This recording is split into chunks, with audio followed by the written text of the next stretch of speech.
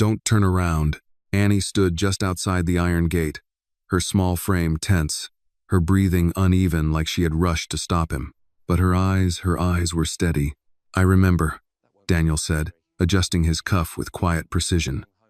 His voice carried the calm authority of a man used to being listened to. You told me already. He glanced briefly down the street. My security team is waiting up ahead, he continued. They'll meet me there. Whatever this is, they'll handle it. That should have ended it, but Annie didn't move. Instead, her eyes suddenly shifted past him. Daniel noticed immediately.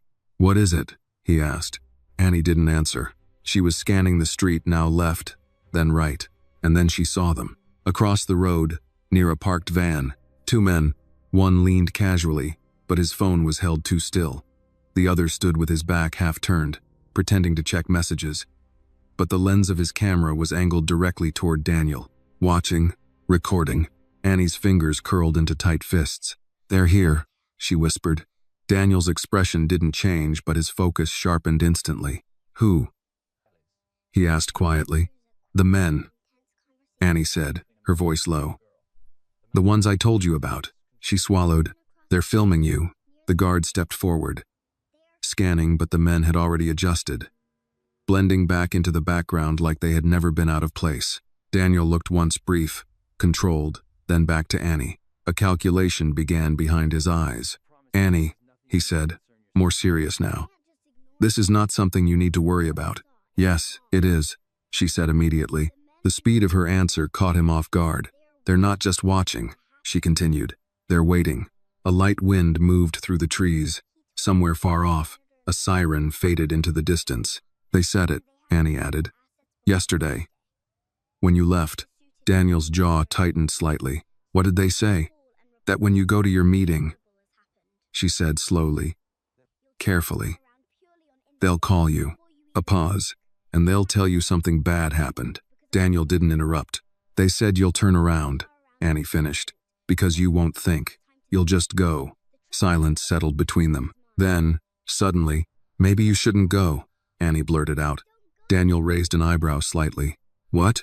Maybe you should cancel it, she said, more firmly now. Or wait, just for today. For a brief moment, just a flicker, something human crossed his face.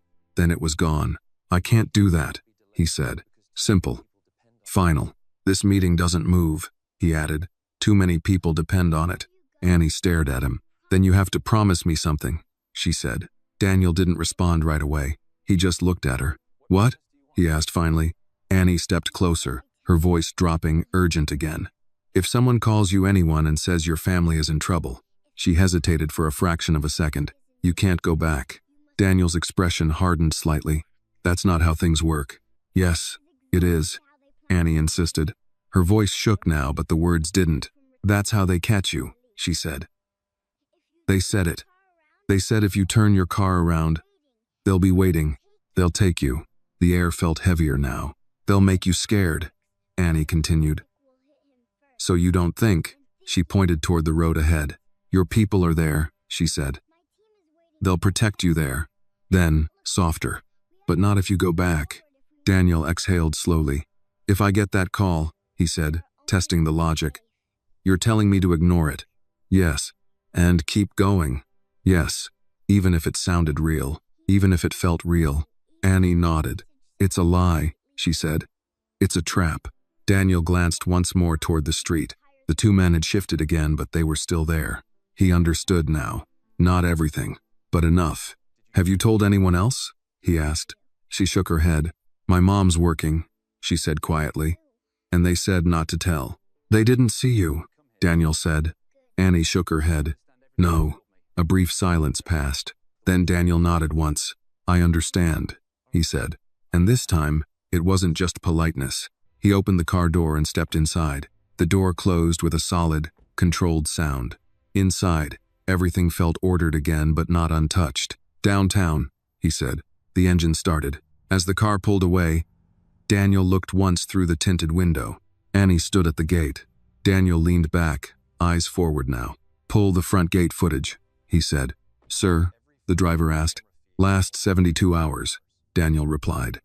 I want to see everything. Yes, sir.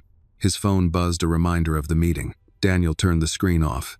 Daniel Carter sat still in the back seat, one hand resting lightly against his knee, the other holding his phone without looking at it. He was replaying a voice. "Don't turn around." He shifted slightly, his gaze lifting toward the front. "Camera feed," he said. The driver tapped the console. A small screen flickered to life between the front seats, pulling up exterior footage from the Carter residence. Daniel leaned forward just a fraction. "Start with yesterday morning," he said. The footage rolled. At first nothing. Then, at 8:12 a.m., two figures entered frame. Daniel's eyes narrowed slightly. Pause. The image froze.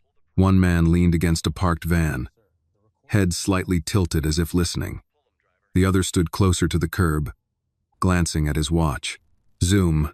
The driver adjusted the feed. Scar under the eye. Phone angled not casually, but with intent. Daniel exhaled slowly. "Run it forward."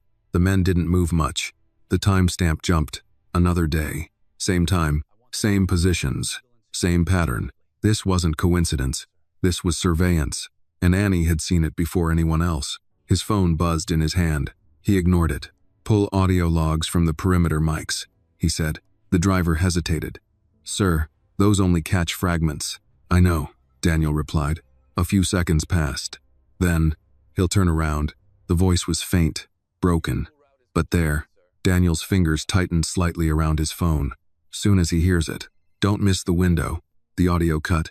Daniel stared at the screen for a moment longer. Then, "Send that to legal," he said. "And security." "Yes, sir." He leaned back again.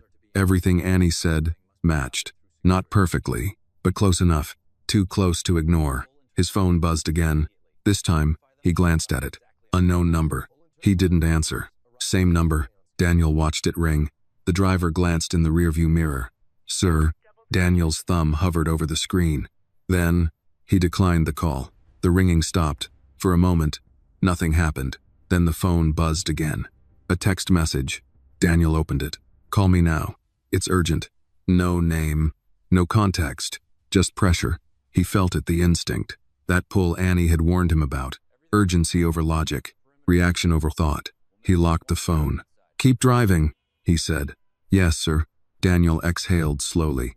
Then his phone buzzed again. Another call. Different number this time. He didn't need to look to know. The driver spoke quietly. "You want me to reroute, sir?" Daniel didn't answer immediately. Instead, he looked out the window. The phone kept ringing. He closed his eyes briefly. And for a moment, just a moment, he wasn't in the car anymore. He was back at the gate, a small hand gripping his sleeve.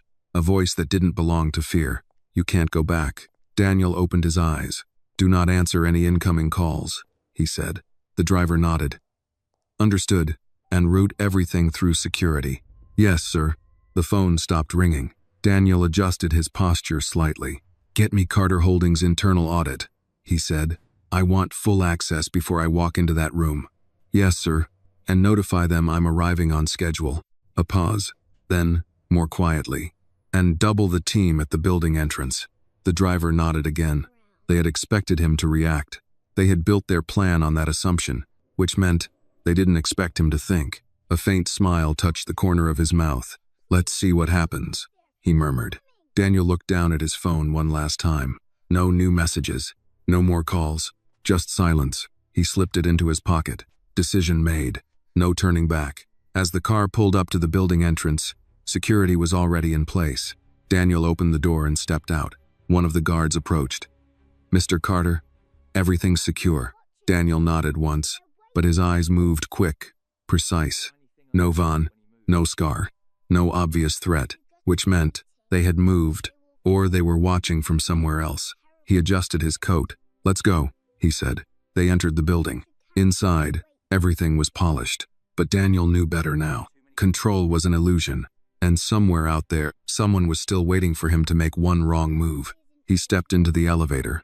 The doors slid shut. For a brief second, he saw himself, perfectly composed, untouchable, and yet, one sentence echoed in the back of his mind. "Don't turn around." If this story made you feel something, take a moment to like this video, share your thoughts in the comments, and tell me where you are watching from. And don't forget to subscribe for more powerful stories like this. The elevator began to rise. and Daniel Carter moved forward, exactly where they didn't want him to go. Daniel Carter stepped out of the elevator and into a world that ran on control. Glass walls, polished floors, quiet voices that carried power without needing volume. Assistants moved with purpose. Eyes lowered just enough to show respect without appearing weak. Every detail had been designed to signal order, but Daniel no longer trusted appearances. Mr. Carter, his assistant, Laura, approached quickly, tablet in hand. They're already inside. Conference room A. He nodded once. Any changes? He asked. Laura hesitated just slightly. There were a few last-minute additions to the agenda. Daniel's eyes flicked to her. What kind of additions? Financial clarifications, she said. From the Langford Group.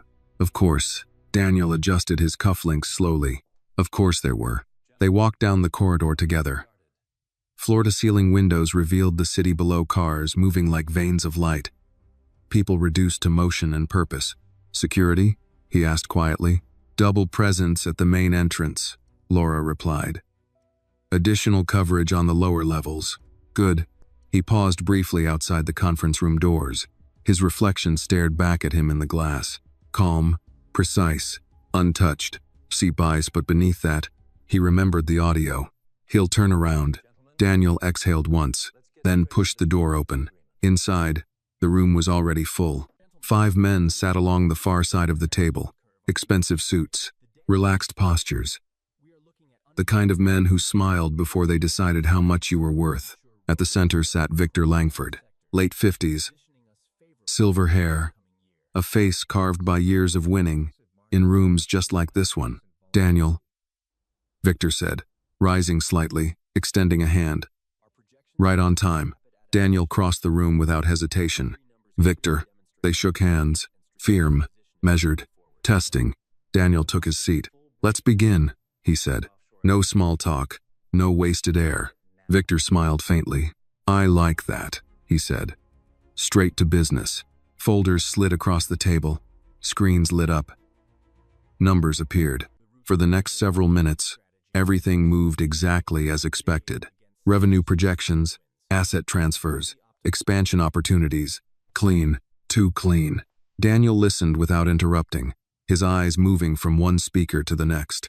Every number was polished, every explanation rehearsed, and every piece of it felt wrong. Not obviously, but precisely. Impressive margins, Daniel said finally, leaning back slightly.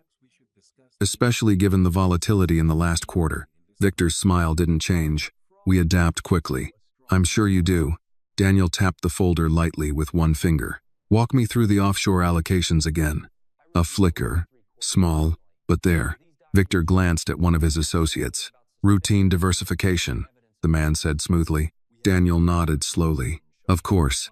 He let the silence stretch just a second longer than comfortable. Then, because from where I'm sitting, Daniel continued, his voice calm, it looks less like diversification and more like concealment. The room shifted, subtle, but undeniable. Victor's smile thinned. That's a strong word. So is fraud, Daniel replied. Silence. No one moved. Daniel leaned forward slightly now, placing both hands on the table. I reviewed your last 3 quarters, he said. The numbers don't reconcile. Funds are being redirected through shell entities that don't appear on any official documentation. One of the men spoke up quickly. That's an oversimplification. It's an understatement, Daniel cut in. His voice didn't rise. It didn't need to. Victor studied him carefully now. You're making serious accusations, he said. Daniel met his gaze. I'm stating facts. A long pause followed. Then Victor leaned back, relaxed again, too relaxed. And yet, he said slowly, you still came to this meeting. Daniel didn't answer right away, because that was the question beneath everything. Why did you come? Because Annie told me to keep going. Because someone expected me to turn around. Because I wanted to see who benefits when I don't. Daniel's expression remained neutral. I don't make decisions based on assumptions, he said. I confirm them. Victor's eyes held his. For a moment, neither man looked away. Then Victor smiled again. Different this time. Colder. Then let's confirm something, he said. He gestured lightly toward the table. Your position here, your control depends on this partnership. Daniel didn't react. If this deal collapses, Victor continued, you lose leverage. Investors get nervous. Boards start asking questions. A beat, you understand that? I do. Then maybe, Victor said softly, you should reconsider how far you want to push this. There it was. Not a threat, not directly, but close enough. Daniel leaned back again, unmoved. I've already decided how far, he said. Silence settled over the room. Then, Daniel's phone buzzed. Once, short, sharp. Every eye in the room shifted, almost instinctively. Daniel didn't look at it. Victor did, just for a fraction of a second, and that was enough. There it is. Daniel felt it immediately. The timing, too precise, too convenient. His phone buzzed again, longer this time, insistent. One of the men across the table shifted slightly in his chair. Waiting, Daniel's gaze remained steady. On Victor, not the phone. Victor tilted his head slightly. Aren't you going to get that? He asked. Daniel said nothing. The phone buzzed again, relentless now. Daniel could feel it, the pressure building, not from the device itself, but from what it represented. Urgency, distraction, reaction, exactly as Annie described. They said you'll turn around, because you won't think. His hand rested calmly on the table. He didn't move. Could be important, Victor added lightly. Daniel's lips curved just slightly. If it is, he said, it can wait. The buzzing stopped. Silence returned, but now it felt different, heavier. Victor watched him, really watched him this time, not as a partner, not even as an opponent, as a variable that had just changed. Something didn't go according to plan. Daniel saw it, and in that moment, he knew. Annie had been right. He leaned forward again. Now, he said calmly. Where were we? No one answered immediately, because something had shifted. The balance, the expectation, the certainty that Daniel Carter would react like every other man in that room. He hadn't, and somewhere, outside that glass tower, someone was realizing their plan had just started to fall apart. Daniel tapped the folder once more. Offshore accounts, he repeated. Let's try that explanation again. His voice was steady, controlled, but beneath it, for the first time that morning, there was something new, not just calculation, not just power, but intention. He wasn't just here to survive the trap. He was here to break it. The silence after Daniel's words didn't feel like hesitation. It felt like calculation. Victor Langford leaned back in his chair, fingers loosely steepled, studying Daniel with a level of attention he hadn't shown before. Around the table, the others shifted small movements, subtle discomfort. The kind that came when a conversation moved off script. Daniel didn't rush. He let the moment breathe. Offshore accounts, he repeated, calm and precise. Let's not pretend we don't understand what we're looking at. One of the men to Victor's right cleared his throat. You're drawing conclusions without full context. Daniel's eyes moved to him. Then give me context, he said. The man hesitated, and in that hesitation, Daniel found confirmation. Victor exhaled slowly, almost amused. You always did prefer direct confrontation, he said. I prefer clarity. Victor gave a faint smile. Clarity is expensive in this business. Daniel didn't return the smile. So is prison. The word landed. Hard. For a split second, the room lost its polish. The careful choreography cracked just enough to reveal what sat underneath.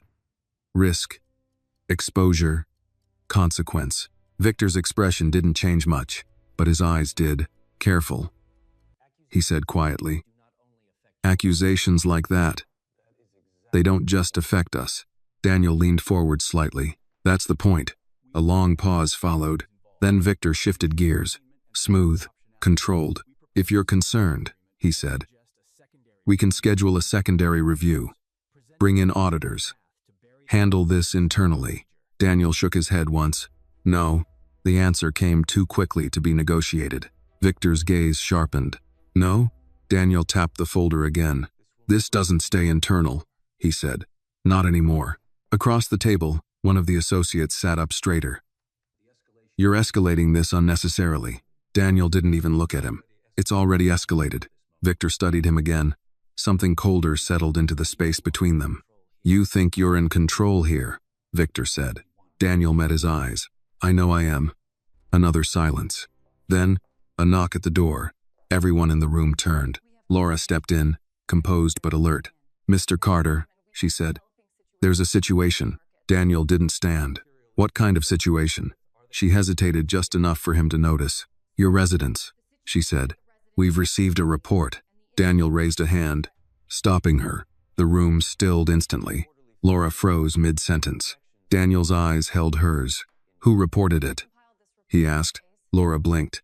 An anonymous caller. Of course. Daniel leaned back slowly in his chair. The trap had just walked into the room. Victor said nothing, but Daniel could feel it. The shift in energy. The attention sharpening. The subtle anticipation. They're waiting for you to react. Daniel's voice, calm as ever. What exactly was reported? Laura glanced briefly at the others in the room, then back to him. An incident involving a member of the household staff, she said carefully. Maria, the name didn't need to be spoken. Daniel felt it. That instinct. Fast, immediate, human. Turn around. Go back. Fix it. Annie's voice cut through the moment like a blade. If someone calls you and says your family is in trouble, you can't go back. Daniel didn't move. Not even a muscle. What kind of incident? He asked. Laura's voice lowered. Possible injury. We don't have confirmation yet. Of course you don't. Because it's not real. Because it's designed to feel real. Daniel nodded once. Who's on site? He asked. Security team has been dispatched, she said. They're en route.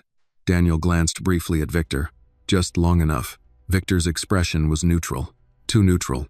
Daniel looked back at Laura. Then they'll handle it, he said. Laura hesitated. Sir, I thought you might want to. No. The word was quiet, but absolute. Laura fell silent. Behind her, the hallway remained still, waiting. Daniel folded his hands loosely on the table. Keep me updated through official channels only, he added. No external calls. No unverified reports. Yes, sir. She nodded and stepped back, closing the door behind her. The room settled again, but the tension had changed. Victor leaned forward slightly. That didn't concern you, he asked. Daniel met his gaze. It did. Then why are you still here? Daniel's answer came without hesitation. Because concern isn't the same as panic. A beat. Victor's eyes narrowed just slightly. Daniel continued. Someone wanted me out of this room, he said. That much is obvious. No one spoke. They expected me to leave, he added. To react. To stop thinking. His gaze moved across the table, resting briefly on each man. But I didn't. Silence pressed in again, this time heavier, more revealing. Victor leaned back slowly, and for the first time, he didn't smile. Interesting, he murmured. Daniel reached for the folder again, opening it deliberately. Now, he said, let's continue. His tone didn't rise, but something inside it had shifted. This wasn't just a negotiation anymore. This was exposure. You were explaining, Daniel went on, how those funds moved through 3 separate shell entities, without leaving a trace. No one answered immediately, because now, they knew. He knew, and he wasn't leaving. Outside the building, the city moved on unaware, indifferent. But inside that room, the trap had failed, and Daniel Carter had just made something very clear. He wasn't the man who turned around. He was the man who walked straight into the fire, and stayed there long enough to see who else burned. Daniel didn't speak right away. He let the silence sit long enough for it to become uncomfortable, long enough for everyone in the room to feel it pressing in from all sides. Then he closed the folder, softly, not a slam, not a gesture, just a quiet, deliberate motion. And somehow, that was worse. We're done here, he said. The words didn't sound like surrender. They sounded like a decision. Victor's head tilted slightly. Done? Daniel stood. Chairs shifted around the table. Not all at once, but enough. You've already answered my questions, Daniel continued. You just didn't realize it. One of the associates leaned forward, tension creeping into his voice. You don't have enough to walk away from this deal. Daniel adjusted his jacket, calm, composed. I'm not walking away from the deal, he said. A pause. I'm walking away from you. The words landed clean. No anger, no volume, just truth. Victor's fingers tapped once against the table, barely noticeable, unless you were watching closely. Daniel noticed. You think you can prove anything? Victor asked. Daniel met his gaze. I don't need to think. A beat. I already have enough to start. The room shifted again. Now it wasn't discomfort. It was pressure. Real pressure. Daniel reached for his phone, not reacting, not checking, just holding it, as if reminding himself it was still there. Silent. Useless to them now. "I'll be notifying federal regulators," he said, "and initiating an independent audit through Carter Holdings." One of the men let out a sharp breath. "You do that. You burn this entire partnership." Daniel nodded slightly. "Yes." Another pause. Victor leaned forward now, no longer pretending. "You understand what that means," he said quietly. "You destabilize this structure. You don't just hurt us. You hurt yourself." Daniel didn't blink. "Maybe," he said. Then, after a beat, "But I don't build things that only survive if they're dishonest." The words hung there, heavy, irreversible. Victor studied him, longer this time. Then, finally, he spoke again. "You didn't turn around," he said. Not a question, a realization. Daniel's expression didn't change. "No," he replied. Victor leaned back slowly. For the first time since the meeting began, he looked uncertain, not afraid, but recalculating, which meant one thing. They had expected him to leave, expected him to break, expected him to react, and he hadn't. Daniel picked up the folder and slid it neatly back into place. "Next time," he said, almost conversationally, "if you're going to set a trap," he paused, just long enough, "make sure the person you're trapping still plays by your rules." No one answered, because no one could. Daniel turned toward the door, each step measured, controlled. Behind him, no one moved to stop him, because stopping him now would confirm everything, and they knew it. He reached the door, opened it, and stepped out. The hallway felt colder, sharper. Laura was already waiting. Her eyes searched his face. "Sir, how is the house?" Daniel asked. "No incident," she said immediately. "Security confirmed. Everything's clear." "Of course it is." Daniel nodded once. "Good." Laura hesitated. "That call. It didn't feel right." "It wasn't," Daniel said. They began walking, fast, but not rushed. "Lock down all incoming communications," he continued. "Nothing gets through without verification." "Yes, sir. And get legal on standby. I want documentation ready within the hour." Laura nodded, already typing. Daniel stopped briefly at the window. The city stretched below, endless, unforgiving. "Sir," Laura asked. Daniel didn't look at her. "They tried to pull me out," he said quietly. "Yes. They needed me somewhere else." Laura followed his gaze. "Why?" Daniel's jaw tightened slightly. "Because whatever they're doing," he said, "they didn't want me in that room when it started falling apart." A pause.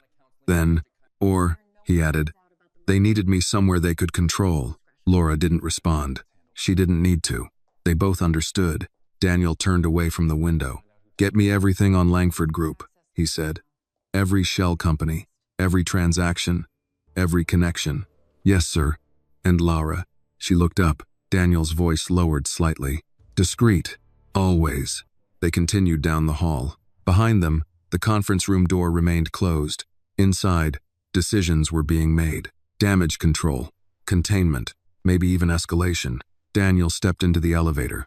The doors slid shut. For a brief second, the world narrowed to silence again. Just him, and his reflection. He loosened his tie slightly. A small movement, but telling. His phone vibrated once in his hand. Not a call. A message. He opened it. Security clear. No incident at residence. Below that, another message. Unknown number. Just one line. "You got lucky." Daniel stared at the screen for a moment. Then he typed 3 words. "I don't rely on luck." He hit send, locked the phone, slipped it back into his pocket. The elevator began to descend. And for the first time that morning, Daniel Carter allowed himself to think about something beyond the boardroom. A small girl, standing at a gate, seeing what no one else saw, saying what no one else would say. He exhaled slowly. "Truth doesn't come from power," he murmured under his breath. "It comes from whoever is paying attention." The elevator doors opened, and Daniel stepped out, not into safety, but into a war that had just begun.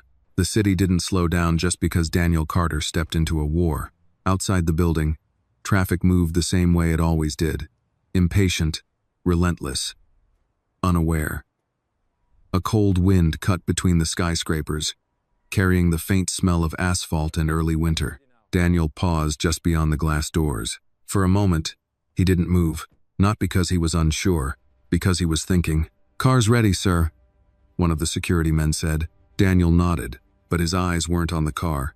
They were on the reflection in the glass. Not the man people saw, the one they expected, but the version of himself that had just made a decision he couldn't undo. "You're not walking away from a deal. You're declaring war." He stepped forward. The door opened. The world rushed back in. He got into the car. "Home," he said. The word felt different now. Not just an address, a point of vulnerability. The car pulled into traffic again. This time, Daniel didn't look at his phone. He didn't check messages. He didn't review numbers. He looked outside, watched, learning, the same way Annie had. "Sir," the driver said after a moment, "security wants to reroute." "Standard precaution." Daniel shook his head. "No. A beat. We stay predictable." The driver hesitated. "That makes us easier to track." Daniel's gaze stayed forward. "They're already tracking us." Silence. Then the driver nodded. "Understood." The car continued on its original path. Daniel leaned back slightly. His mind was no longer in the boardroom. It was reconstructing. The gate, the men, the camera angle, the call, the second call, the message. "You got lucky." No, that wasn't luck. That was a failed expectation, which meant they would adjust. People like Victor Langford didn't stop. They adapted. Daniel's fingers tapped lightly against his knee. "Call Marcus," he said. "Head of security?" the driver asked. "Yes." A moment later, the line connected. "Marcus speaking. I want full perimeter lockdown," Daniel said. "Effective immediately." A pause. "Sir, we already increased coverage after the—" "Not increased," Daniel cut in. "Locked." His tone sharpened just enough.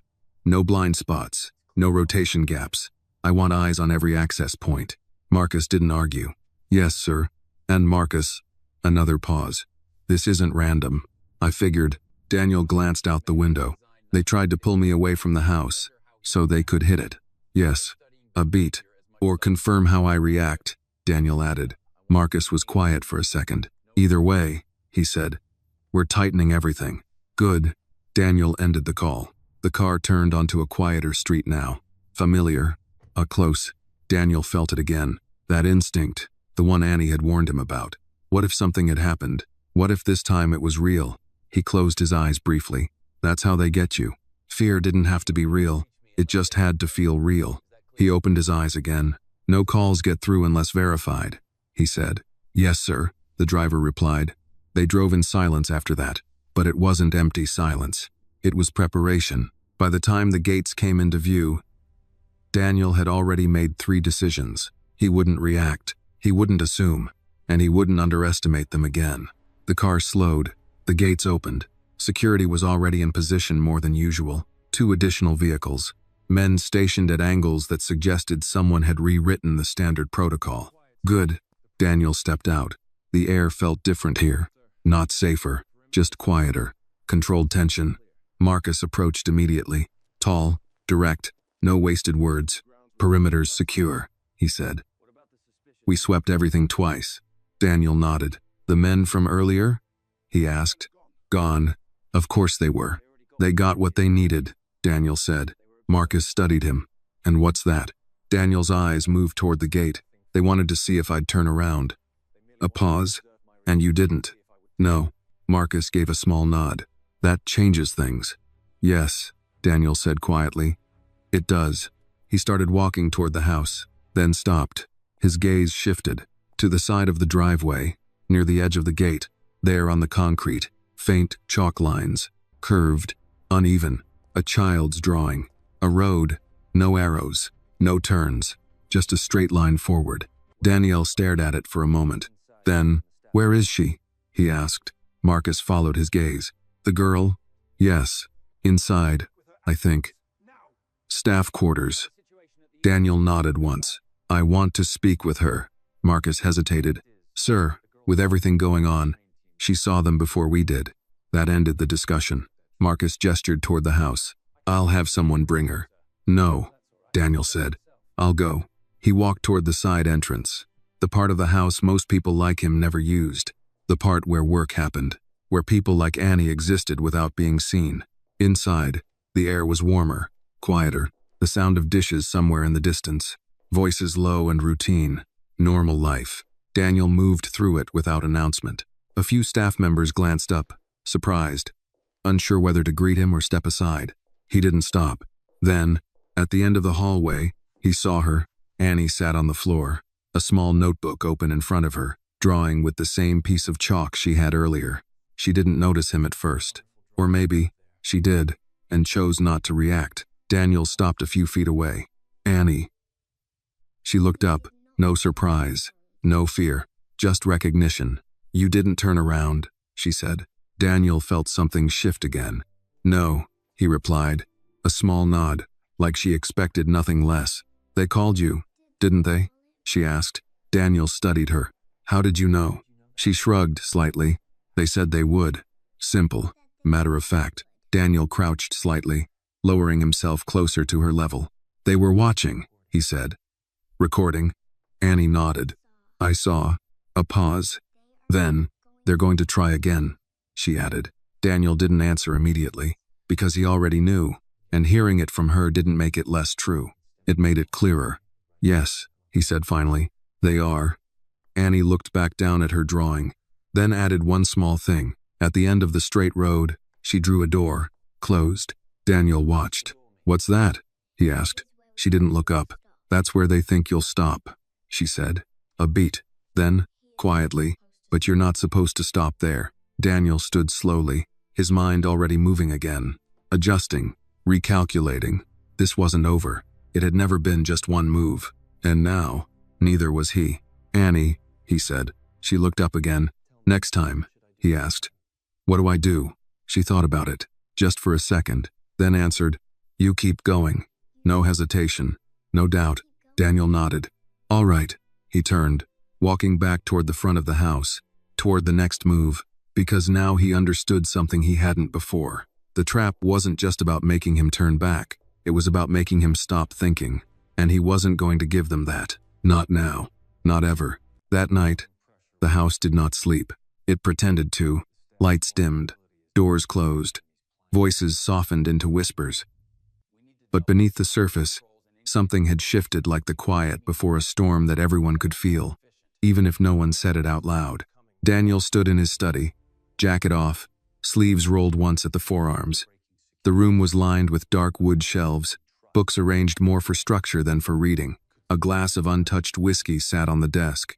Across from him, Marcus reviewed a digital layout of the property. We've doubled outer perimeter coverage, Marcus said. Thermal scans every 15 minutes. Cameras recalibrated, no blind zones. Daniel nodded slightly. And inside? Minimal rotation, Marcus replied. No new faces. Everyone stays where they are. Daniel's eyes moved to the screen. A grid of lines, angles, sight paths, control, all of this, Daniel said quietly, and they still got close enough to watch. Marcus didn't argue, because that was the truth. They didn't need to get inside, Marcus said. They just needed visibility. Daniel exhaled slowly. And now they have it. A pause. They know how we respond, Marcus added. Daniel turned away from the screen. Not exactly. Marcus frowned slightly. Daniel's voice lowered. They know how most people respond. He glanced toward the hallway, toward where Annie had been sitting earlier. But not everyone. Marcus followed his gaze. That girl, he said, thoughtful. She sees things differently. Daniel nodded once. Yes. A quiet settled between them. Then, what's the next move? Marcus asked. Daniel didn't answer right away. He walked to the window. Outside, the gate stood still under soft lighting. Shadows stretched long across the driveway. Everything looked calm. Too calm. They'll escalate, Daniel said finally. How? Daniel's reflection stared back at him in the glass. Pressure, he said. Not just on me. Marcus's expression tightened. The staff. Yes. A beat. They'll look for the weakest point. Silence. Both men understood what that meant. Marcus spoke first. I'll assign additional protection to all staff members. Daniel shook his head. That's not enough. Marcus waited. Daniel turned back. They don't need to break security, he said. They just need to break trust. The words lingered. Marcus's jaw tightened slightly. You think they'll try to turn someone inside? Daniel didn't hesitate. I would. Another silence. This one heavier. Then, I'll start background reviews again, Marcus said. Everyone. Daniel nodded. Quietly. Of course. Marcus gathered the tablet. I'll update you in an hour. Daniel gave a small nod. Marcus left. The door closed softly behind him. And just like that, Daniel was alone again. The silence returned. But now, it wasn't empty. Daniel walked slowly across the room. His eyes moved over the details. The desk, the chair, the glass, all the things that used to define control. Now they felt insufficient. He picked up the whiskey, held it for a moment, then set it back down untouched. His mind drifted, not to the boardroom, not to Victor, but to a chalk drawing on concrete, a straight line, a door at the end. You're not supposed to stop there. Daniel leaned against the edge of the desk, closed his eyes briefly. When did I start listening to a 6-year-old more than my entire security team? The answer came faster than expected. When she was right, a soft knock at the door pulled him back. Come in.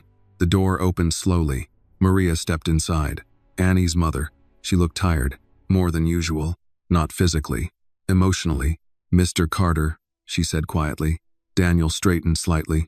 Maria. She hesitated near the doorway, as if unsure how far she was allowed to step into his world. I wanted to thank you, she said. For what? For keeping us safe. Daniel studied her. I didn't do that, he said. She gave a faint, almost sad smile. You did more than most would. A pause. Then, Annie told me what happened, Maria added. Daniel's expression didn't change. She shouldn't have been out there, Maria said quickly. I told her to stay inside, but she saw something important, Daniel said. Maria fell quiet. She's just a child. Daniel nodded. Yes, a beat, but she paid attention. Maria's eyes dropped. That's what worries me. Daniel understood that, more than she expected. People who pay attention, he said quietly, see things others miss, and that makes them. Maria hesitated. Targets? Daniel finished. She didn't answer. She didn't need to. The room felt smaller suddenly. He stepped closer. Nothing is going to happen to her, he said. Maria looked up. There was something fragile in her eyes. Hope, mixed with fear. You can't promise that, she said. Daniel paused. Sage's voice echoed faintly in his memory. You can't promise that. He exhaled slowly. No, he admitted. I can't. The honesty landed harder than reassurance would have. But I can make it very difficult, he added. Maria studied him, trying to decide if that was enough. It had to be, because it was all anyone could offer in a world like this. Thank you, she said again, this time quieter, more real. She turned to leave, then stopped. Mr. Carter? Yes. Maria hesitated. Then, she trusts you, she said. Daniel didn't respond immediately. Children don't do that easily, she added. A beat. Don't prove her wrong. The door closed behind her. Daniel stood still, her words settling into the room, into him. Don't prove her wrong. He walked back to the window, looked out again. The gate, the shadows, the line between safety and danger. And for the first time, it didn't feel like a boundary. It felt like a line someone was waiting for him to cross. Daniel's jaw tightened slightly. No, he murmured. Not their line. Not their rules. His phone buzzed. A secure line. Marcus. Daniel answered. Talk to me. We found something, Marcus said. Daniel's focus sharpened instantly. What kind of something? A vehicle, Marcus replied. 2 blocks out, parked for over 6 hours. Daniel's eyes narrowed slightly. And camera equipment inside. Long-range lens. Professional grade. Of course. They're still watching, Marcus added. Daniel nodded slowly. Good. Marcus paused. Good? Daniel's voice was calm. If they're watching, he said, they're not finished. A beat. And if they're not finished, his gaze hardened. Then neither am I. Silence. Then Marcus spoke again. What do you want to do? Daniel didn't hesitate. Let them watch. Another pause. Then, but this time, Daniel added quietly, we show them something they're not expecting. Outside, the night remained still, but something had changed. The game wasn't just about avoiding the trap anymore. Now, Daniel Carter was stepping into it. On purpose. Daniel didn't sleep. He sat in the same chair by the window, long after the house had gone quiet, watching the reflection of a man who had finally stopped reacting and started anticipating. Let them watch. The words he had spoken earlier didn't feel like strategy anymore. They felt like a decision. Across the room, a digital clock shifted from 2:59 to 3 a.m. Time moved. So would they. Daniel stood slowly, rolling his shoulders once, loosening the stiffness that came from stillness, not from exhaustion. He wasn't tired. He was alert, more than he had been in years. His phone lit up. "Marcus, they're still there," Marcus said without greeting. "Same vehicle. No movement." Daniel walked toward the desk. "Good," he replied. A pause. "They've switched drivers once," Marcus added. "Professional rotation. They're not amateurs. I didn't think they were." Daniel looked down at the layout Marcus had sent earlier. Camera angles, sight lines, blind zones that no longer existed. "They're waiting for something," Marcus said. Daniel nodded. "Yes." "What?" Daniel's eyes narrowed slightly. "Movement. Silence." Then Marcus understood. "You want to give them something to see." Daniel's voice stayed low. "Not something. A beat. The right thing." Another pause. "That's risky," Marcus said. Daniel allowed himself a faint smile. "So is letting them set the pace." Marcus exhaled slowly. "What's the plan?" Daniel looked toward the hallway again, toward the part of the house where Annie had drawn that straight line. "We changed the pattern," he said. "How?" Daniel picked up his phone again. "By making them think we didn't." Morning came quietly. Soft light crept through the windows. The house woke the way it always did. Routine, predictable, safe. Or at least, it looked that way. Daniel walked into the kitchen just as Maria was pouring coffee. She looked up, surprised. "Good morning, Mr. Carter." "Morning." His tone was calm. "Normal. Too normal." Maria studied him for a second. "You didn't sleep." It wasn't a question. Daniel took the cup she offered. "I don't need much." She didn't push. People like her knew when not to ask more. Annie sat at the small table near the window, swinging her legs, eating cereal from a chipped blue bowl. She looked up as soon as Daniel entered, like she had been waiting. "You're doing it today," she said. Daniel paused, coffee halfway to his lips. "What am I doing?" he asked. Annie tilted her head slightly. "The thing where you let them see something." Daniel held her gaze.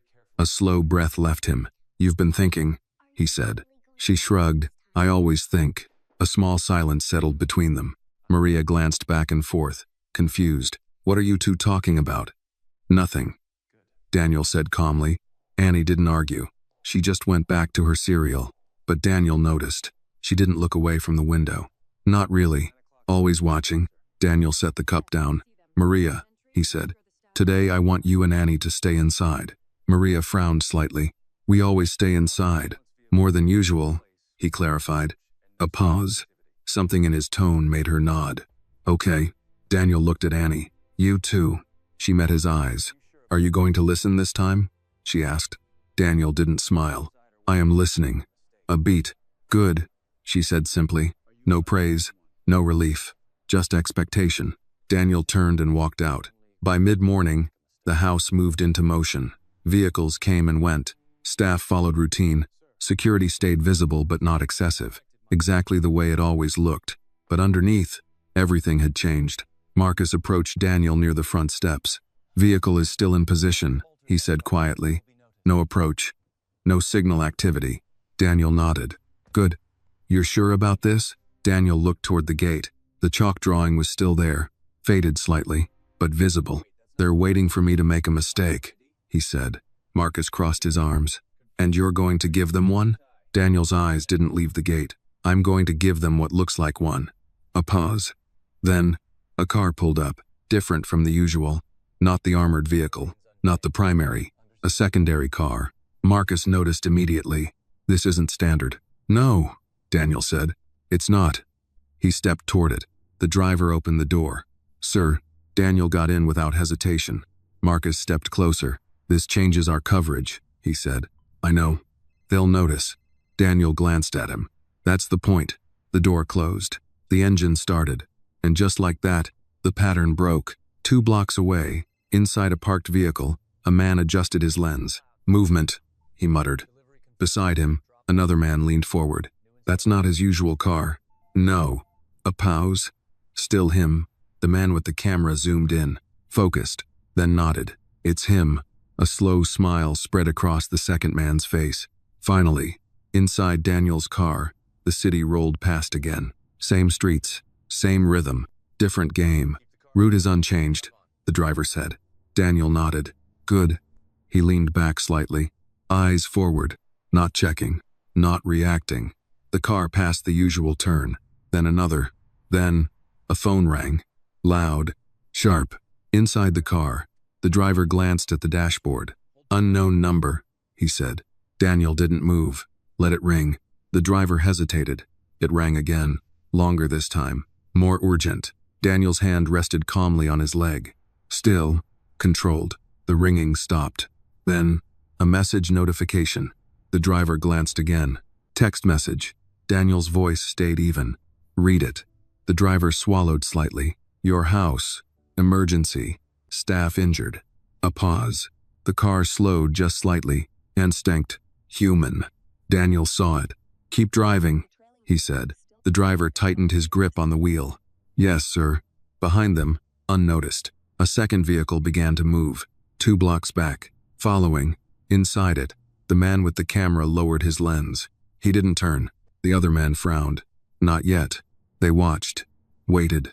But Daniel's car didn't slow. Didn't hesitate. Didn't react. It kept going. Steady. Forward. Inside the car, Daniel looked out at the road ahead. And for a brief moment, he heard Annie's voice again. If they call you, don't turn around. His jaw tightened slightly. Not from fear. From certainty. They're close. Marcus's voice came through the earpiece. Daniel didn't respond out loud. Just listened. Second vehicle confirmed. Following at distance. Daniel's eyes shifted slightly in the reflection of the window. He saw it. A shape. A presence. There it is. He leaned back again. Calm. Deliberate. They think this is the moment, Marcus said. Daniel finally spoke. Let them think that. The car continued forward. Unchanged. Unshaken. But now, the trap had flipped. Because Daniel Carter wasn't the one being led anymore. He was the one choosing where it ended. The city lights blurred past Daniel's window as the car moved steadily forward. Every block felt heavier than the last. Like the pavement itself carried the weight of what was waiting. His hands rested lightly on his lap, fingers flexing subtly, barely noticeable, but alive with calculation. The secondary vehicle stayed 2 blocks behind, persistent but distant enough to not force a reaction. They're patient, Marcus said calmly over the earpiece. Adjusting with every movement we make. Daniel didn't respond. He was already thinking 3 steps ahead. Patience was a weapon, and right now, he was letting them wield theirs. The call from an unknown number still hung in the back of his mind. The message had been simple. Urgent. Your house. Emergency. Staff injured. But he hadn't reacted. That had been the test. And they had failed it. Secondary vehicle confirming position, Marcus added, his voice clipped.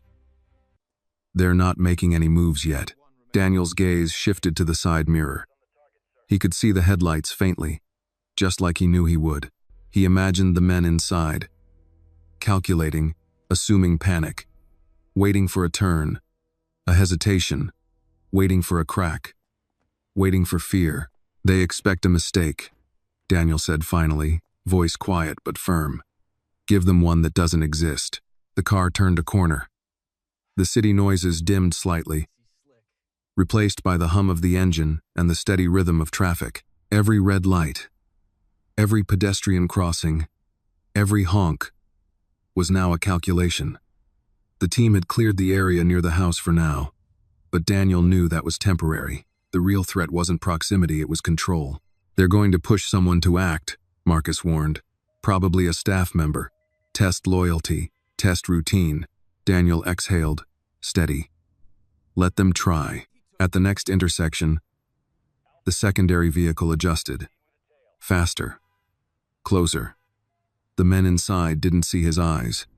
They didn't see the set of his jaw or the way his fingers tapped a silent rhythm.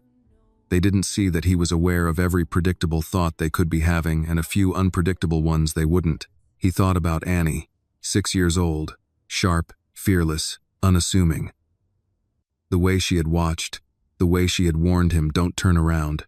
Her words echoed clearly now, almost a mantra in his mind. Keep moving forward. Don't look back. The car approached the small bridge over the river, a natural choke point. Any misstep, any hesitation, and the vehicle behind could have maneuvered closer. Daniel didn't accelerate or brake unnecessarily. He maintained a steady pace, controlled, confident. Marcus's voice crackled again. "Sir, they're attempting a maneuver, positioning themselves for a side intercept near 5th Street. Daniel's lips tightened slightly. That was predictable. He had already mapped 5th Street from previous surveillance. There was an alley that intersected there, a shortcut only he and Marcus would know about. A place they could isolate the threat if necessary. "Guide them," Daniel said simply. "Let them think they're in control. I'll create the real exit." A pause. Then Marcus replied, "Copy," adjusting team deployment accordingly. Daniel leaned back, eyes scanning the horizon, imagining the men behind the camera. They were confident, smug, convinced. Their patience and foresight were superior. Yet here he was, moving exactly where he wanted them to see him move, yet nowhere near where they expected. The call from earlier flashed again in his mind, family emergency.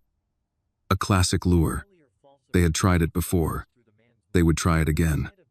Daniel didn't flinch at the thought. The car in front, his team inside, Marcus monitoring every access point. They had rehearsed this scenario, had prepared for this kind of manipulation. The bridge loomed closer. Daniel's hands flexed subtly, reassuring himself. The city had a rhythm, it had blind spots, and he was taking advantage of every single one of them.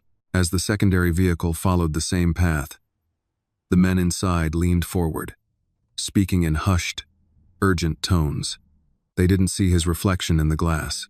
They didn't see the calm precision in his movements. They assumed control, and that assumption would be their undoing. Daniel reached the far side of the bridge. Ahead, the alley opened subtly to the right.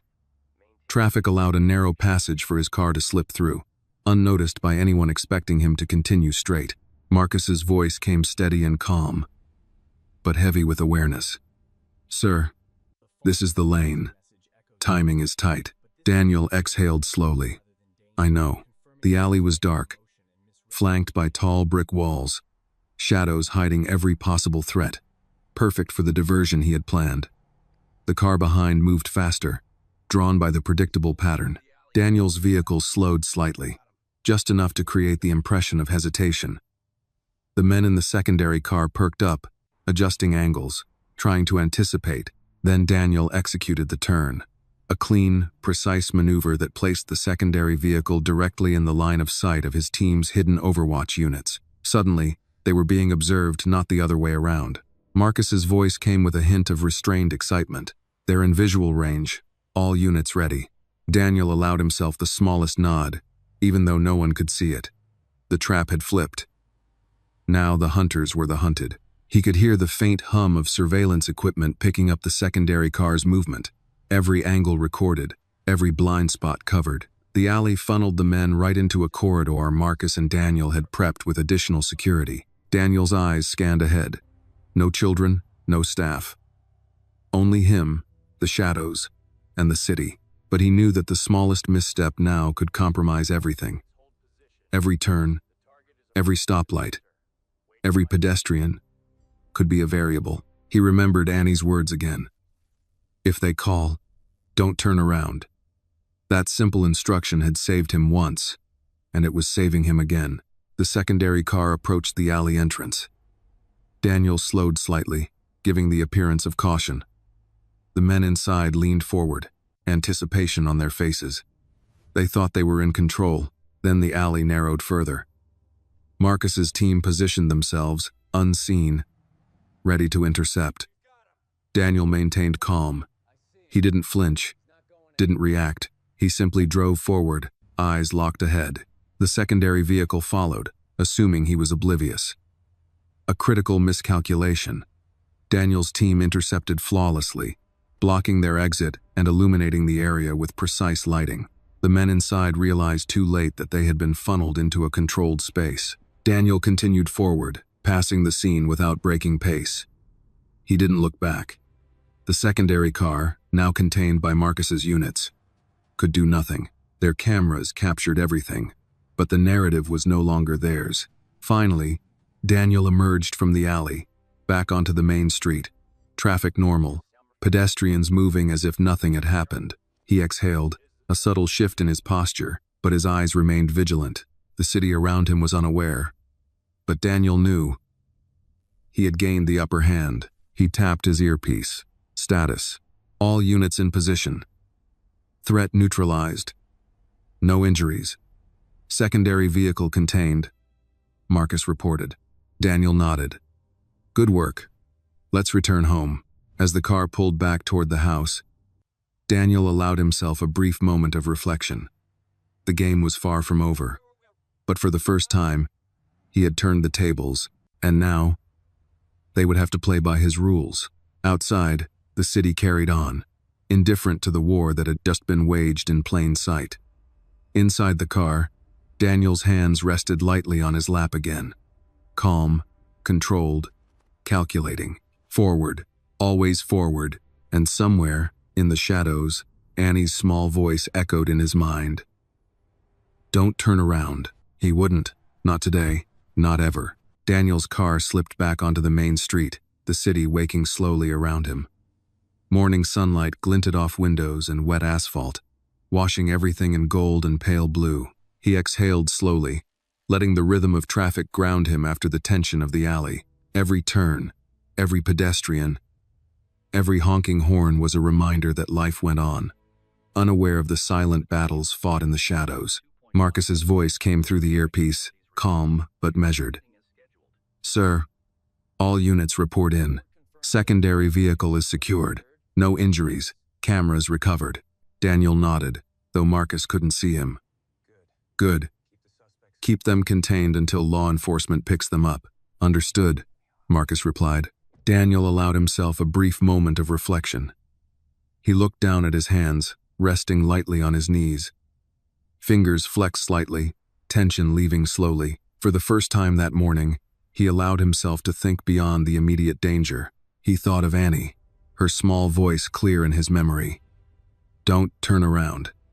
She had seen what even seasoned security professionals had missed. She had anticipated the danger, and she had guided him through it without fear. His gaze drifted to the reflection in the glass window beside him. A man who had lived his life calculating numbers, tracking profit and loss, now measured every human reaction, every instinct. He thought of the boardroom battles that had led him here, the partners who had promised allegiance and betrayed it, the legal maneuvers that had forced him into secrecy. And now he had realized something more fundamental.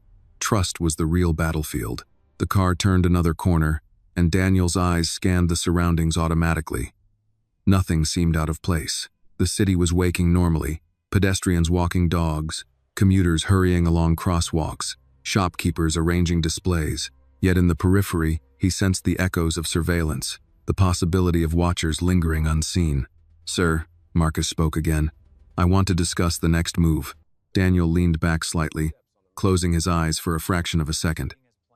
We continue the plan, he said, but we need to anticipate escalation. They'll want a second attempt, maybe even a third. And this time, they'll test the staff. Marcus's jaw tightened. That girl, Annie, she's small, but her intuition is remarkable. I've never seen anything like it. Daniel opened his eyes and looked forward. She doesn't see the world the way we do. She sees what could happen, not just what does happen. That makes her dangerous, in a good way. Marcus hesitated. Sir, you want to involve her further? Daniel shook his head. Not yet. She's 6. Her role is observation, awareness, and warning. That's all she needs to do right now. She doesn't need to engage beyond that. The car approached a familiar boulevard, lined with tall office buildings and coffee shops. The air smelled faintly of roasted beans and exhaust fumes. He exhaled again, feeling the subtle weight of responsibility pressing down not just for himself, but for everyone who depended on him.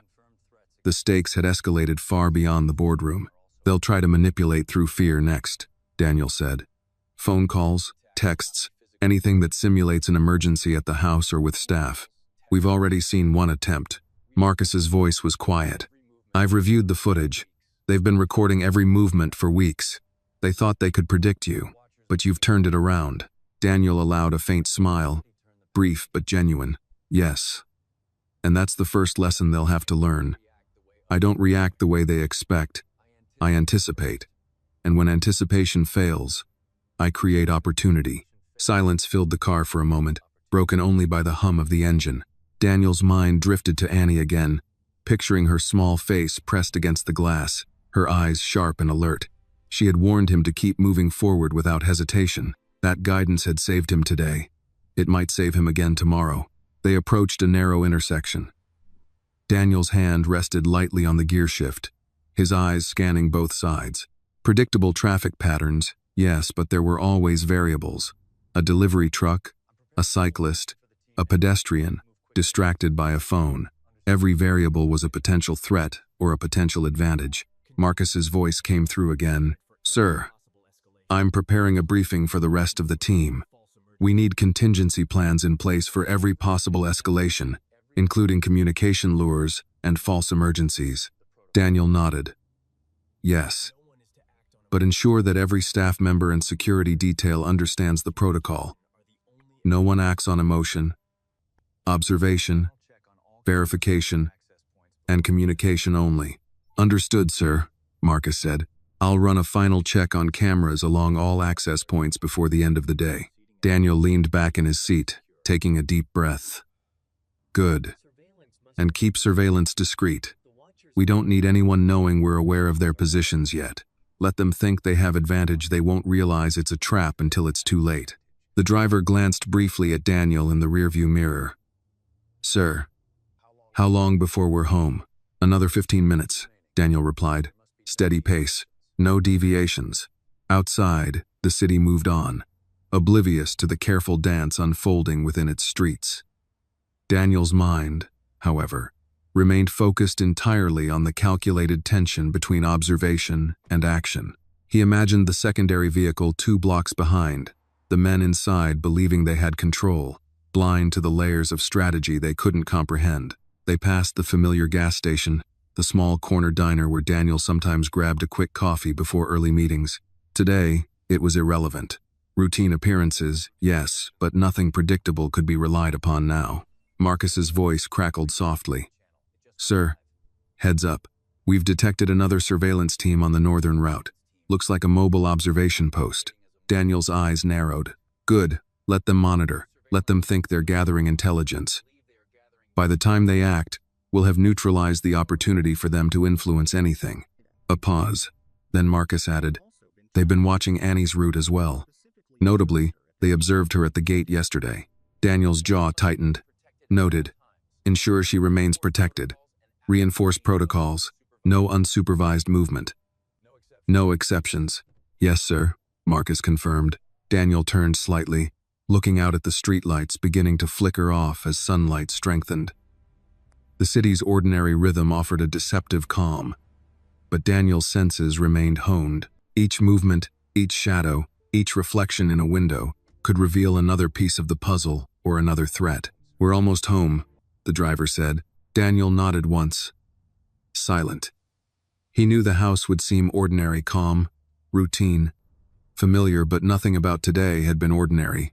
Not the alley maneuver, not the intercepted secondary car, not the knowledge that the surveillance teams were still active. Today had been a victory, but it was only the first phase. He exhaled slowly. The tension in his shoulders eased fractionally, but his mind did not. Forward thinking, anticipation, observation. These would be necessary at every moment until the threat was fully contained. Annie's words played again in his mind. Don't turn around. Simple advice from a 6-year-old. Yet, it had proven essential. Daniel straightened in his seat. He would not turn around. He would not hesitate. He would continue moving forward, always forward, because in a world where danger lingered in every shadow, hesitation was the true enemy.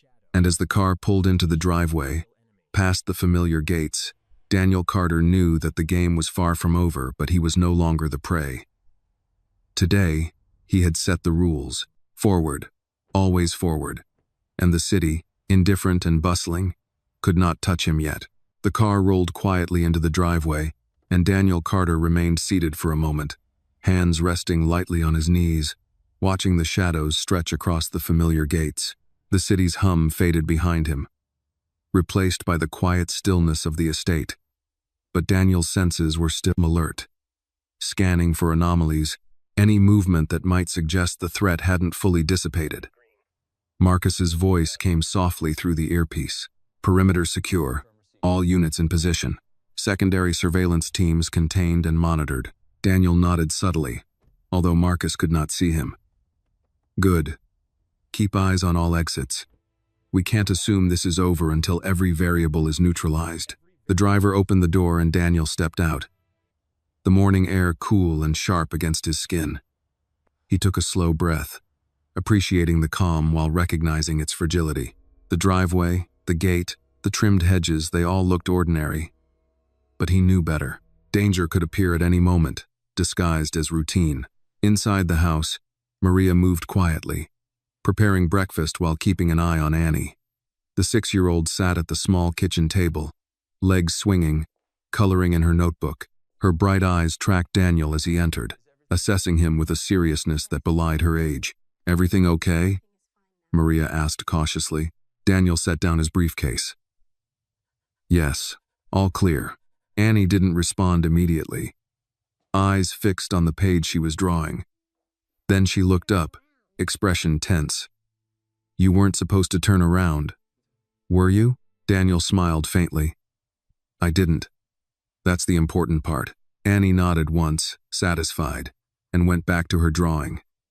Daniel watched her for a moment, reflecting on how such a small child had become a pivotal part of his awareness. The precision of her observations had guided him through traps that even trained professionals had underestimated. "Breakfast is ready," Maria said softly. "Sit down, please. You need to eat." Daniel pulled out a chair and sat, folding his hands on the table. The aroma of freshly brewed coffee and lightly toasted bread filled the room. Normality was comforting, yet fleeting. "Sir," Marcus's voice returned in the earpiece. "There's an update from the team near the northern route. The secondary surveillance unit that was following you is now contained in a secure location. No further movement detected." Daniel's jaw tightened. "Good. Make sure law enforcement is informed. They need to handle the legal containment. I don't want a repeat of last time." "Yes, sir. Already in progress." The calm of the kitchen contrasted sharply with the tension that had ridden alongside him in the car. Daniel sipped his coffee, thoughtful. The city beyond the windows felt ordinary. But he knew the calculations behind every shadow, every pedestrian, every turning vehicle. Every unremarkable alley could mask observation. Annie's voice pulled him back. "Are they gone for good?" Daniel set his cup down, meeting her gaze. "For now. But they'll try again. People like that don't give up easily." Annie frowned slightly. "So, we have to keep watching?" "Yes," Daniel said gently. "But we also have to live. Keep aware, but don't let it control your day."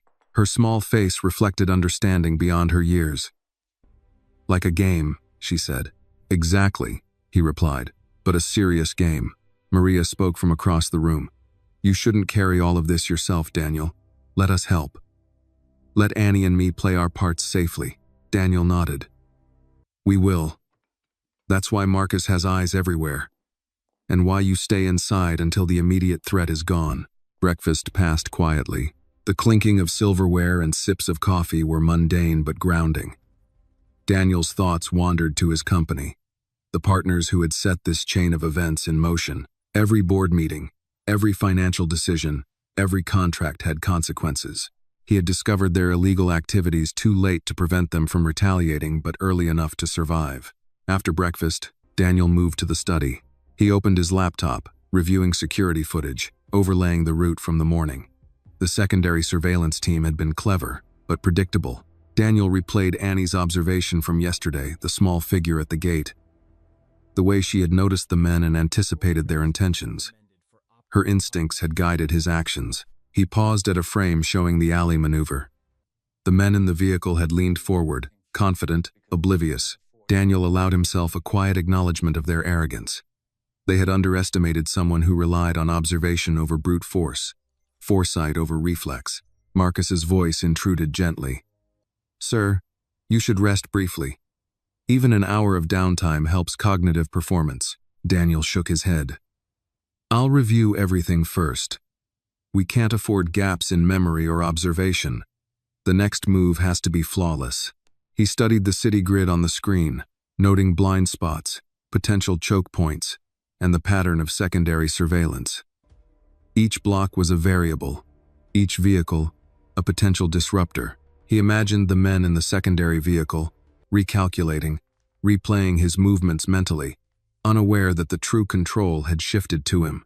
Then Daniel leaned back, eyes narrowing at one detail. The surveillance team had missed a single point, an alleyway near the northern route. He noted it silently, mentally planning how it could be used to funnel or isolate potential threats next time. Small details mattered more than he had ever realized. The morning passed in careful observation and subtle planning. Maria prepared lunch quietly, while Annie played in the living room, still sharp, still watching. Daniel finally allowed himself a few moments of mental relaxation, though every instinct remained alert. He reflected on trust and vigilance. Annie's insight had been a reminder. Even the smallest participant could change the outcome when fear was managed and awareness was precise. A child's perspective, unburdened by overconfidence or ego, could see what adults missed. Later, as Daniel walked through the living room toward the front steps, he paused and looked back at Annie. "Keep watching," he said quietly, "but remember, observation doesn't mean acting alone. Report to me first." Annie nodded firmly, understanding the weight of the responsibility she carried even as a child. Daniel moved outside, feeling the sun warm his face. The city beyond the estate was alive, oblivious, chaotic in its own ordinary way. And yet, he knew the game was far from over. Every move, every observation, every decision would matter in the hours and days to come. As he stood there, looking at the familiar gates and the quiet driveway, he felt the first flicker of determination settle fully into him. He had survived the trap, flipped the script, and now controlled the immediate danger, but more challenges were coming. He would meet them with calm precision, guided by observation, strategy, and the unexpected insight of a 6-year-old girl who reminded him daily that awareness could be more powerful than force. And for the first time, Daniel Carter allowed himself to feel a cautious confidence. He had turned the tables, and he would continue to move forward. Always forward without hesitation, without turning back, and fully aware that the true battle was only beginning. Daniel stepped onto the patio, feeling the morning air brush against his face. The sun was higher now, washing the estate in sharp clarity. He watched the street beyond the gate, noting each movement, each shadow, every detail that might hint at a lingering threat. Even in the quiet, he knew the danger was never far, especially after the morning's maneuvers had exposed the secondary surveillance team to containment. Marcus's voice came through the earpiece, calm but firm. "Sir, perimeter secure. Secondary teams are still contained. No unexpected activity detected." "Good," Daniel said, his eyes scanning the street. "Keep surveillance active. Even minor movements could indicate preparation for escalation." Inside the house, Annie had already taken her position by the window. 6 years old, small and unassuming, but razor-sharp in awareness. She peered through the blinds, adjusting the notebook in front of her while keeping her eyes on the driveway. "Anything?" Daniel asked, stepping closer. Annie shook her head slightly. "Nothing yet, but I see the shadows. They're waiting." Daniel crouched to her level, resting a hand lightly on her shoulder. "Good. That's exactly what we need. Watch, observe, and report. Nothing more. Do you understand?" Annie nodded firmly. "I understand. But if they call, I tell you first." "Exactly." Daniel's voice was calm, controlled. "No action without coordination. That's how we stay ahead." The house itself felt deceptively calm. Maria moved through the kitchen quietly, checking supplies, preparing lunch. She was aware of the tension, but trusted Daniel's control. The routine of cooking, organizing, and small domestic acts served as an anchor for everyone. A reminder that life continued even amidst threats. Daniel moved to the study, opening his laptop. He pulled in up the footage from the morning's movements, the alley maneuver, the secondary vehicle's interception, the blocked exits. It all played back with crystal clarity. He noted each variable, each action that could have gone wrong, but the execution had been precise, controlled, and efficient. Marcus spoke again. "Sir, we're reviewing the footage from the northern route. Looks like another team attempted observation. They missed a few key points." Daniel leaned back in the chair, eyes narrowing slightly. "Missed points can be turned into opportunities. Mark them. We'll use them to control the next engagement." He glanced at Annie, who was now drawing a map of the estate in her notebook, marking entrances, cameras, and even the street lights that could create shadows. Her small fingers moved with deliberate care. Every mark was intentional, and every mark demonstrated her understanding of space and strategy beyond her age. "You're very thorough," Daniel said, almost as an observation to himself. Annie looked up, eyes serious. "I have to be. I can't let them surprise you." Daniel allowed a faint smile. She had already proven herself indispensable. The way she had anticipated danger and given him guidance in the alley earlier had saved him. Her intuition was sharp, her awareness unparalleled, and her courage quiet but unwavering. Marcus interrupted the quiet. "Sir, we've confirmed the two operatives are currently being held. No access to communication or transport. They are isolated." Daniel nodded once. "Good. That removes immediate risk. But it doesn't remove their network. We have to anticipate further moves. They will escalate." The 6-year-old beside him leaned forward slightly. "They'll try to lure you again. Someone pretending it's an emergency at the house." Daniel's jaw tightened. "Yes. And next time, I'll rely on the same rule. No turning back. Observe, verify, and move forward. That's how we survive." Annie's eyes widened slightly. "Even if they say someone's hurt?" "Yes," Daniel said firmly. "Even then. That's what you taught me this morning. The moment we turn around is the moment we walk into the trap." Maria moved closer, carrying a tray with fruit and coffee. "You both need to eat. Strength and focus," she said gently. Daniel accepted the cup, sipping slowly, letting the warmth center him. The ordinary actions of breakfast contrasted sharply with the extraordinary vigilance required outside these walls. The contrast was comforting, reminding him that while threats lurked, life still existed in familiar routines. "Sir," Marcus continued in the earpiece, "I recommend a brief debrief with the security team. Review the morning's events and update the threat matrix." Daniel nodded. "Yes, let's prepare for the next phase. Full analysis. Identify every variable, every blind spot, and every potential lure. We cannot leave anything unexamined." He looked at Annie again, small but resolute. "You did well this morning. Remember, it's not about fear. It's about awareness. Observation first, reaction second." Annie's gaze was steady. "I know. I'll be ready." Daniel rose and moved toward the front door. The air outside was still crisp, sunlight spilling across the driveway. He paused, letting the quiet settle. The city beyond the estate seemed peaceful, ordinary, unaware of the invisible chessboard being played. Marcus's voice broke through one last time. "Sir, all units remain on high alert. Additional surveillance will continue through the day. Any anomaly will be reported immediately." Daniel nodded silently. "Good. Forward observation only. No one acts without my call." He stepped outside, letting his eyes sweep across the estate. Everything seemed calm. But Daniel knew that calm was temporary. The city beyond could hide intent, and human cunning could never be underestimated. Annie followed him to the edge of the porch, her small hand brushing lightly against the railing. "I'll keep watch," she said quietly. Daniel nodded. "Good. Keep observing.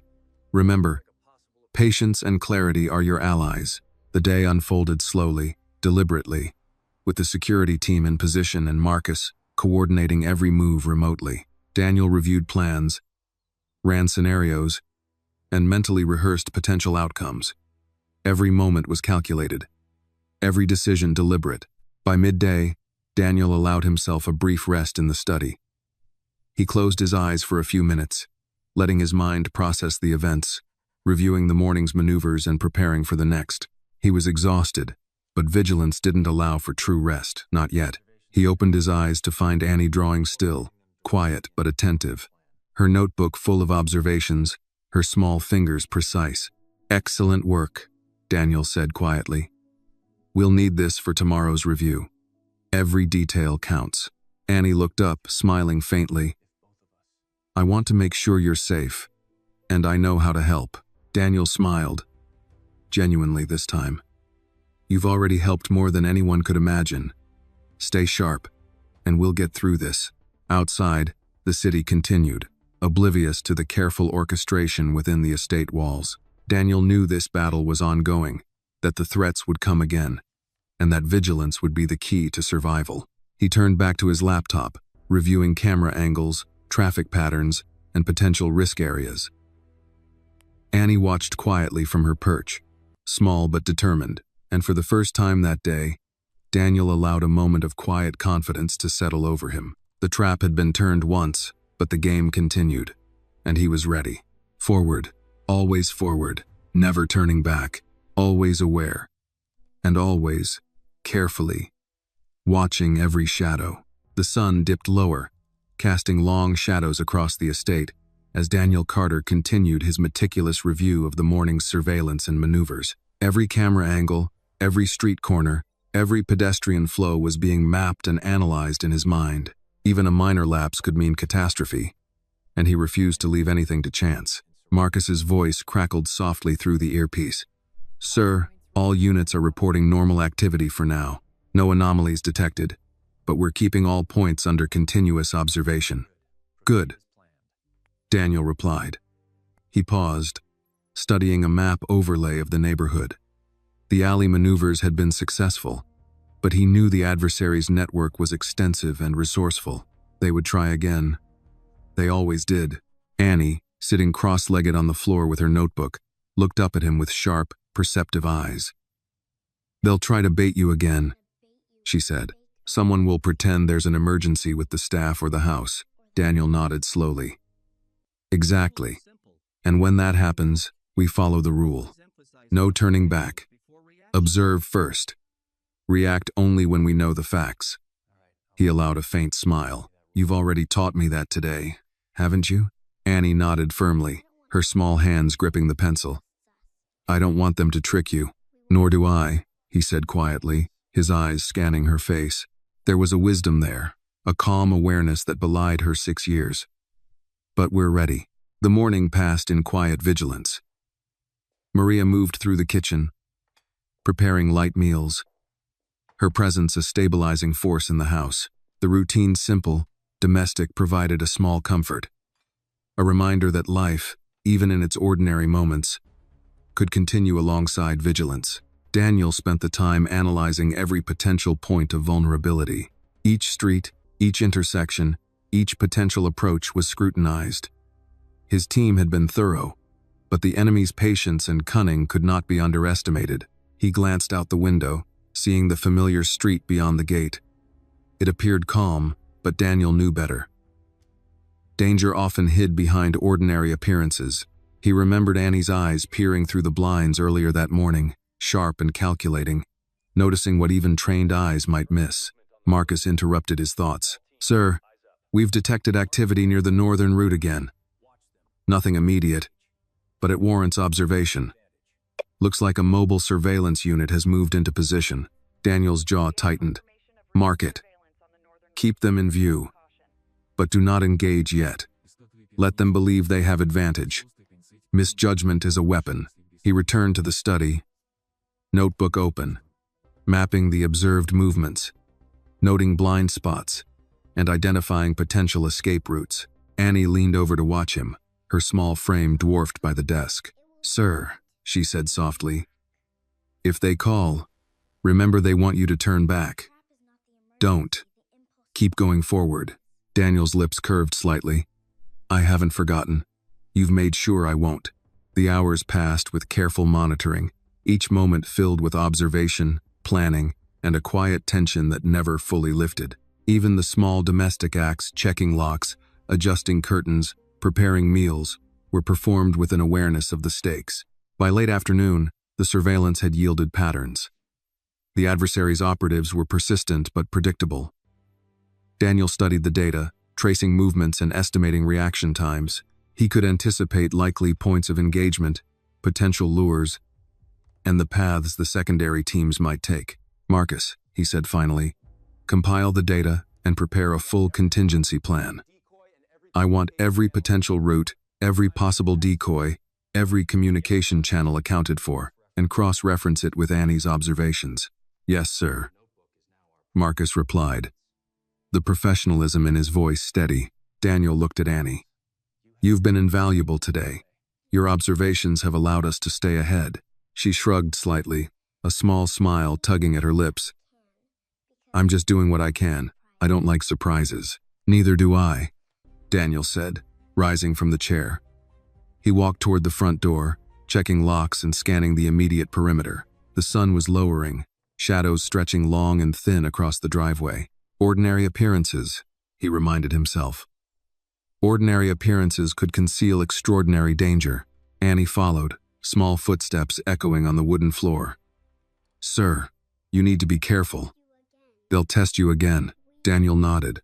"I know, and we'll be ready. Forward, always forward."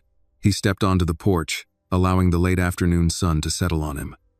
The street beyond appeared normal. Children playing, cars passing, pedestrians moving at their usual pace, but Daniel knew to expect the unexpected. He surveyed the surroundings, noting every detail, the subtle shifts in light and shadow, every reflection that could reveal movement. Marcus's voice came one final time for the day. "Sir, all units remain on high alert. Any deviation from normal patterns will be reported immediately." Daniel nodded once, quietly. "Good. Keep observation discreet. Let them think they have the advantage they won't realize until it's too late." The calm of the estate was deceptive, but Daniel allowed himself a small moment of satisfaction. The trap had been turned once. The morning's maneuvers had shown the operatives that he was not to be underestimated. He glanced at Annie again, small and steadfast, notebook in hand. "You've done exceptionally well today. Keep watching. Report every anomaly immediately. And remember, don't act alone." Annie's eyes were steady. "I won't. I'll stay ready." Daniel felt a cautious sense of relief. The immediate danger had been managed, but he knew this was only a single chapter in an ongoing strategy. Forward observation, careful analysis, and controlled action would remain essential.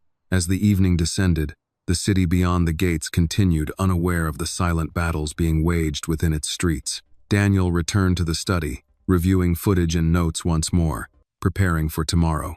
Annie settled in nearby, continuing her careful observations and notations. The quiet of the house, the ordinary domestic tasks, the warm light of evening, it all served as a temporary reprieve.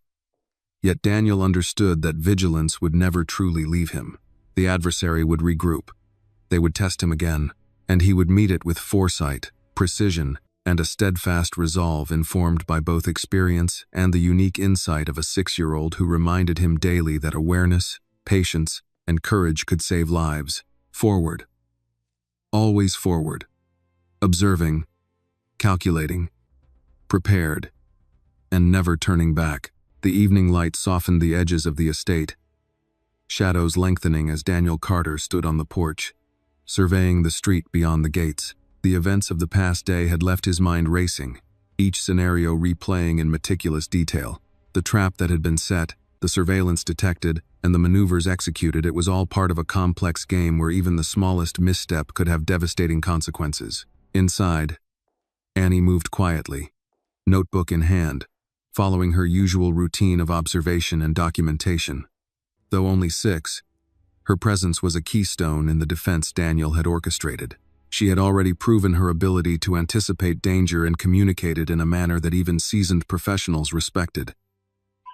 Today, that skill had saved him once, and Daniel knew it could again. "Marcus," Daniel said into his earpiece, "keep all units in observation mode for the next 48 hours.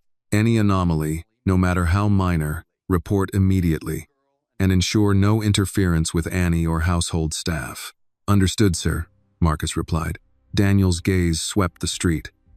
The city beyond the estate moved on as though nothing had happened, oblivious to the tension that had threaded the day. Cars passed by. Pedestrians moved along their routines, but Daniel knew that appearances could be deceiving. His adversaries were patient, calculating, and prepared to test him again. Maria moved past him in the kitchen, placing a tray with freshly brewed coffee and a small plate of pastries on the counter. "You've done enough today," she said quietly, her eyes reflecting concern and quiet admiration. Daniel nodded, taking a slow breath. "I know, but vigilance can't pause. Not yet." He glanced toward Annie, who looked up briefly, her small face alert. "And she's the reason we've maintained control so far. Her observation is unmatched." Annie's gaze was steady. "I saw the men. I knew what they were planning." "Yes," Daniel said softly, kneeling to her level. "And because of you, we stayed ahead. You understood that even if someone called and said there was trouble, we must not turn back. That's the rule, and it kept us safe." Annie nodded solemnly. "I won't forget."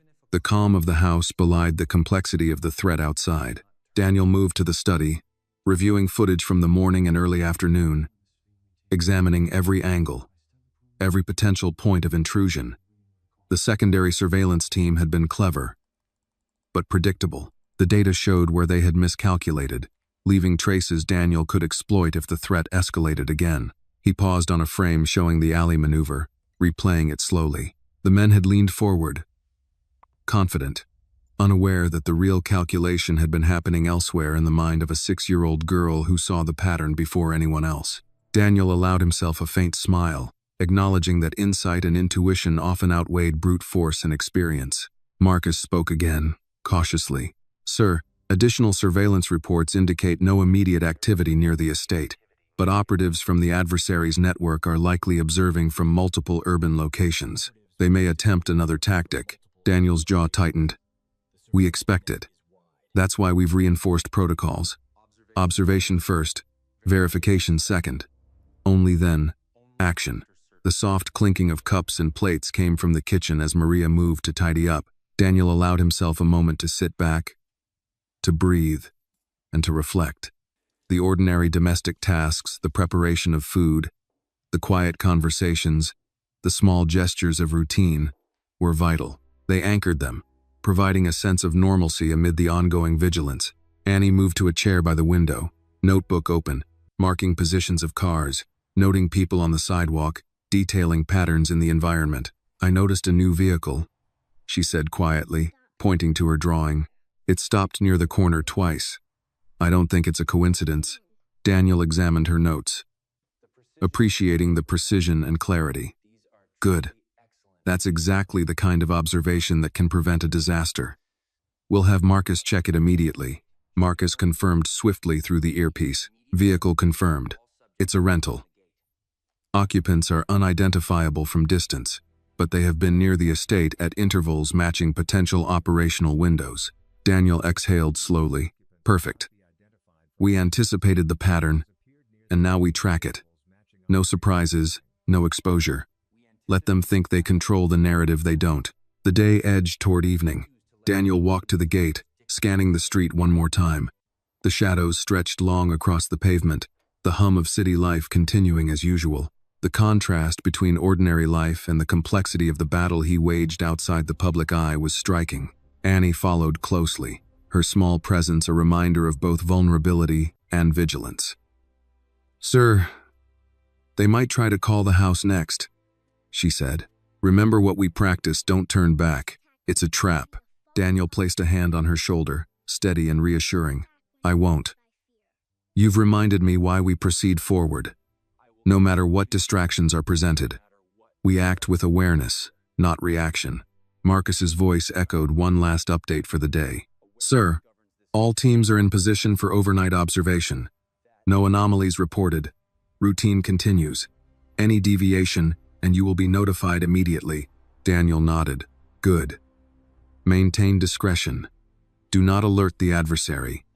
Let them believe they have control. Tomorrow, we consolidate gains, review every movement, and prepare for escalation. Forward observation and precise action remain our strategy.